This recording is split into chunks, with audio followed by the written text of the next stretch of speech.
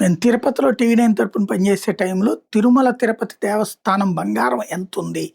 ఈ లెక్కలలో బొక్కలు ఉన్నాయని జెప్పి కొంతమంది విమర్శిస్తున్నారన్నటువంటి పాయింట్‌ని బేస్ చేసుకొని, పెద్ద ఎత్తున స్టోరీలు ప్రొజెక్ట్ చేశాక అప్పుడు రమణాచారి గారు ఈవోగా ఉండేవాళ్ళు. కరుణాకర్ రెడ్డి చైర్మన్‌గా ఉండేవాళ్ళు.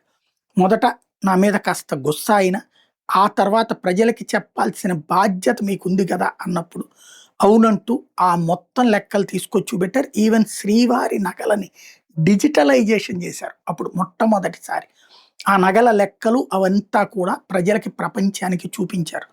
బంగారం లెక్కలు. ఆ తర్వాత డిజిటలీకరించాక ఇప్పుడు దాంట్లో మిస్‌యూజ్ చేయడానికి వీలుండదు. అట్లాగే ఇప్పుడు రాష్ట్ర ప్రభుత్వం ఒక మంచి పని చేసింది.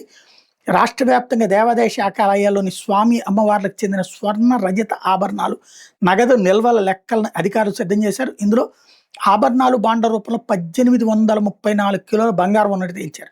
వెండి వస్తువులు 32,622 కేజీలు ఉన్నట్లు లెక్క తేలింది. ఇటీవల దేవాదాయ శాఖ అధికారులు ఆ శాఖకు చెందిన ఆలయాలు, దేవాదాయ సంస్థల ఆస్తులు, రాబడులు, బంగారం, వెండి ఆభరణాలు, బ్యాంకుల డిపాజిట్లు తదితర వివరాలన్నింటితో డాష్ బోర్డ్ సిద్ధం చేశారు. అయితే దేవుడి భూమి ఎంతుంది? ఆ భూముల కాస్ట్ ఎంతుంది? మొత్తం లెక్క కడితే ఆంధ్రప్రదేశ్ ప్రభుత్వానికి ఒక 5, 6 ఏళ్ల పాటు కొనొచ్చనమాట.